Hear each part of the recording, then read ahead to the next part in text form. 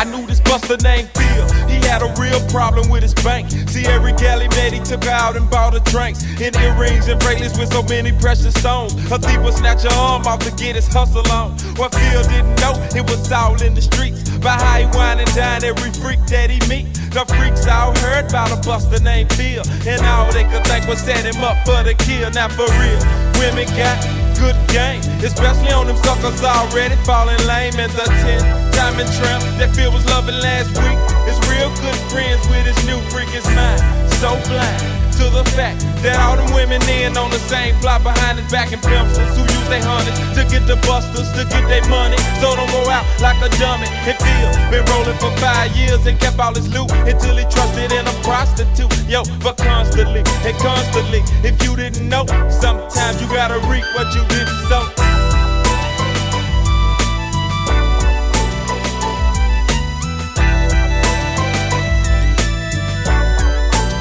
I knew this gal named Betty. She was messing around with this fella named Joe.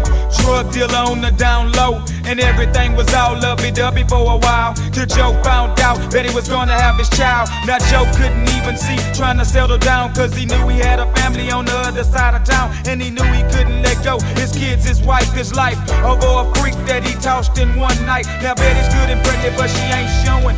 Gotta find a sugar daddy, so she starts going out to clubs, indie clubs, hanging out late, trying to find a man to carry old Joe's weight.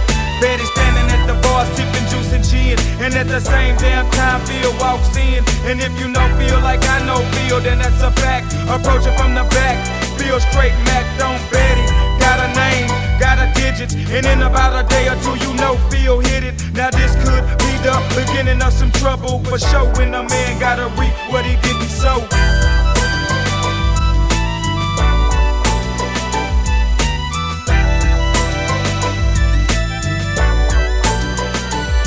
About Phil being a buster was so bad that Betty knew she had him, so she gave it to him fast. 1 month passed, now she's sitting telling Phil, I'm feeling kinda funny, plus I don't use a pill. Next thing you know, Phil's about to be a father, and in about 7 months, Betty broke water. Things got harder, but Phil kept patient and worked to put the family in a better location. 6 years later, Phil and Betty still together. House flushed out, living room full of leather. Son outside playing ball with his dad. Dad feeling proud of the son that he had. Didn't even know that the boy wasn't his. A very true fact, the only time will reveal. Now Phil lives lovely and Phil lives legit, but Phil was the sucker in somebody else's clique. Over the years things changed. Phil went from being lame to a hustler, from a citywide sucker to a hard-working brother and undercover.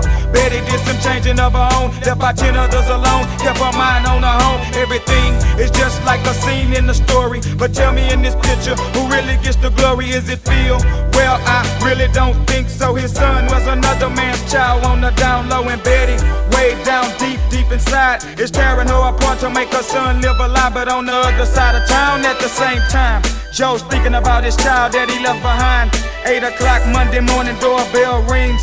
It was Joe, said he came back to straighten things. He said, Phil, you was real, but Betty's lying. Please let me see my son, and he starts crying.